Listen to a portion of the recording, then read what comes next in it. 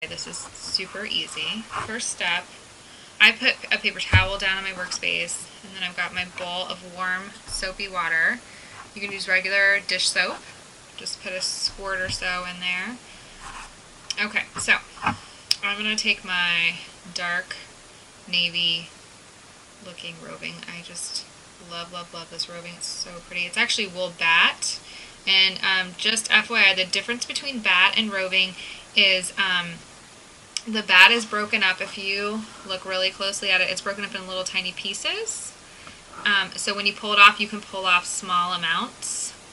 And in roving, you cannot do that. It comes off in big pieces. So like this one is more of a roving. So you see I'm pulling it and it's coming out in a piece, a long strand, not an itty bitty piece. So this is bat.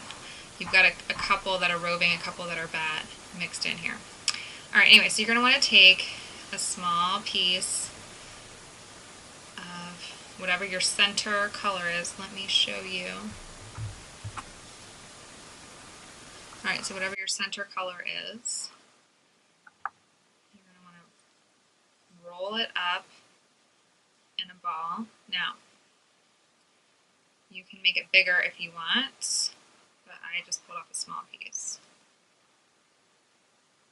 Okay, and then I roll it in my hand just to make sure it's really together. Okay, I like to do white between each layer because I feel like it makes the colors pop.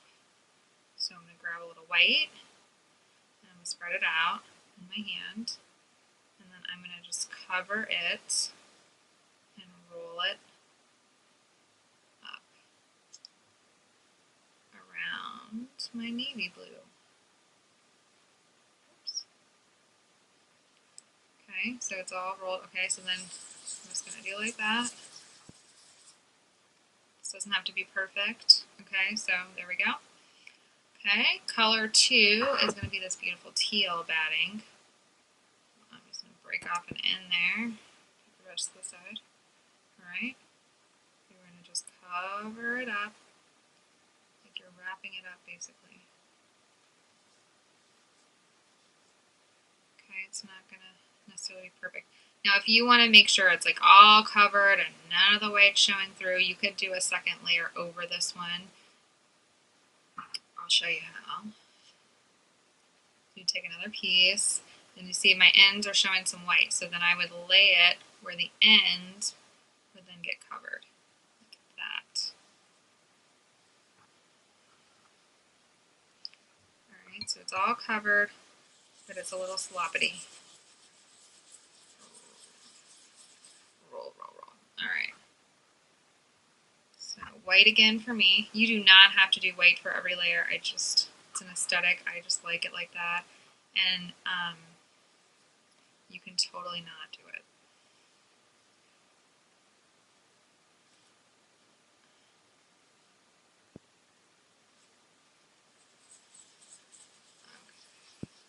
Okay. Alright, so see, I didn't even like really completely cover it in that one. Okay, purple is next. Now if you're not sure how much you need, you don't have to pull a piece off. You can just use the whole piece and then pull off the extra. I'm just going to tuck and roll like a little baby doll. Alright, so you can pull off that extra. And then you can use your extra to make a second one. So there's not a lot of purple left, so that would be my center for the next one. This purple is so pretty. I like how they've got the different tones in there. It makes it so lovely. Okay. So far my first layers are all batting, not roving.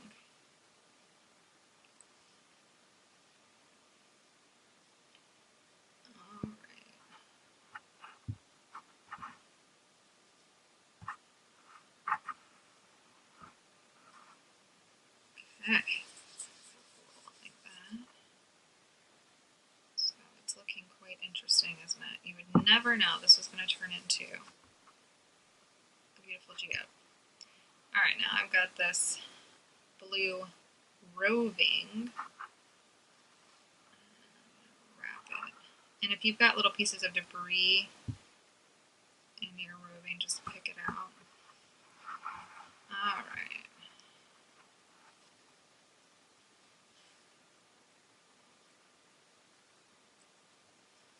Just keep wrapping, wrapping, wrapping. Get it all wrapped up.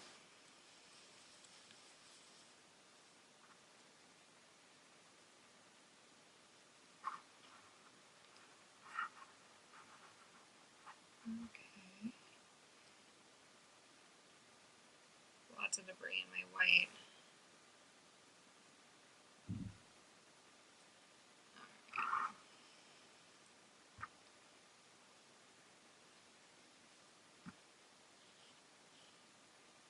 Okie dokie, so we're going to roll, roll, roll, roll, roll, roll, roll, roll, roll. And then we've got our turquoise aqua layer here. Also, you don't have to make it this many layers, totally up to you. You could do less layers if you wanted. But it will compress down, that's kind of why I like to do so many layers, because it's going to get smaller.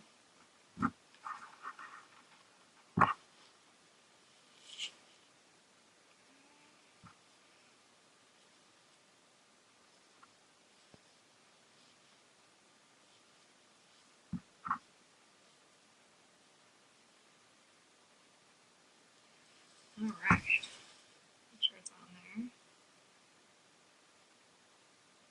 You can just adjust it around, pet it, you know. Okay, and the final layer is the gray, which is another beautiful batting. I like that it really does look like a rock. Okay. So you're going to want to stretch it out and really get everything covered as much as possible.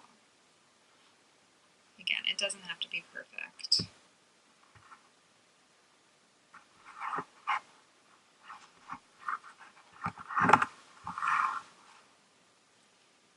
Alright, it is a rainy day in my house, so this is a perfect time to do crafting.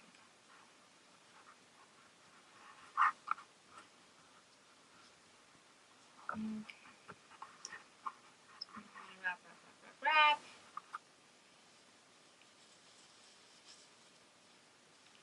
And you might have some areas that are not as wrapped up, so you're going to want to keep stretching and kind of really getting them covered, pulling debris out.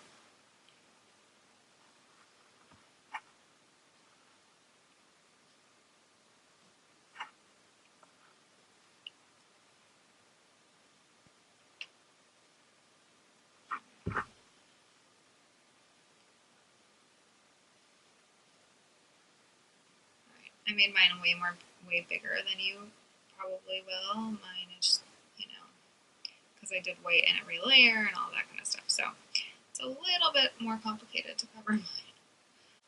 Maybe that's a lesson in not making yours enormous. That's okay. Also, the bigger you make it, the longer it's going to take to felt it. Just FYI on that time. Okay. I've got it covered enough that I'm ready to move on. Alright, so what you're going to do, I've already got warm soapy water in there, so you're going to want to literally dunk the whole thing, like rotate it around in your full hair. You're going to want to dump the whole thing in there, and that's going to look kind of crazy, and you're like, what are you saying? But I'm serious. And then you're going to want to smush and smush, smush, smush.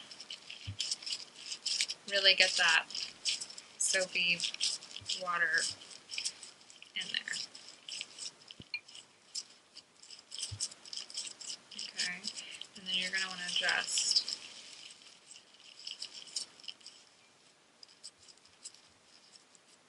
actually move that around.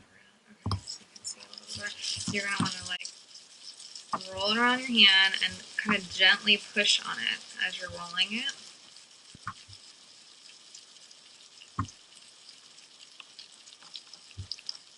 And this is going to help all the layers felt together. Okay, and then you're going to go and squeeze and squeeze. This is why kids love wet felting. All the bubbles and the squeezing.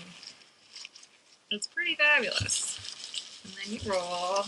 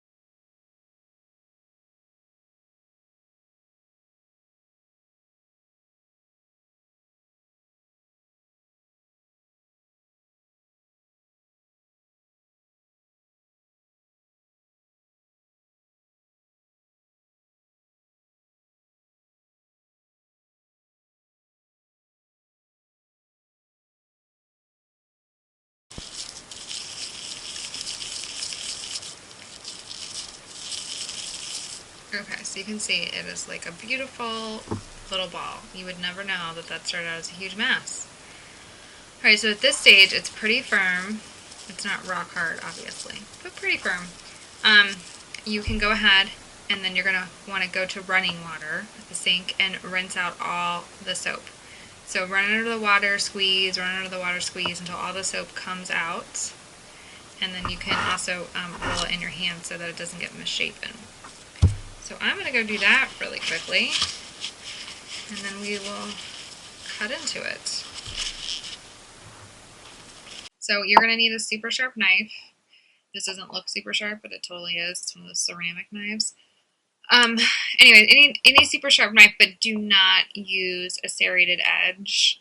It will kind of saw through, and it's not the best idea. All right, so you're literally going to want to just carefully just cut it in half.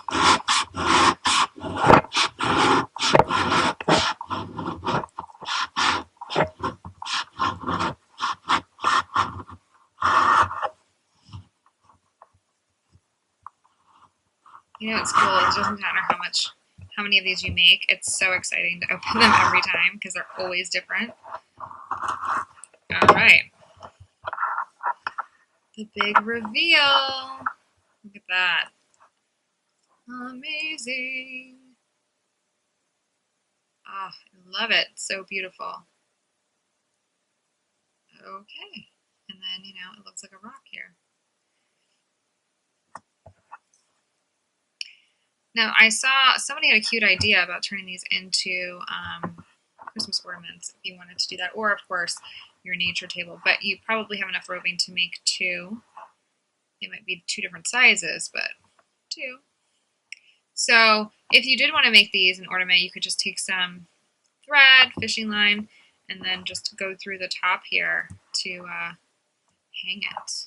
And that would be, I might do that since I have quite a few of these. They're really fun to make. Anyway, happy crafting. I can't wait to see pictures. Please share your pictures with us on our business page on Facebook, on our private Facebook, Happy Hedgehog and Friends, on Instagram, hashtag Happy Hedgehog Post. Share, share, share. We'd love to see what you've created with our kits. Thank you.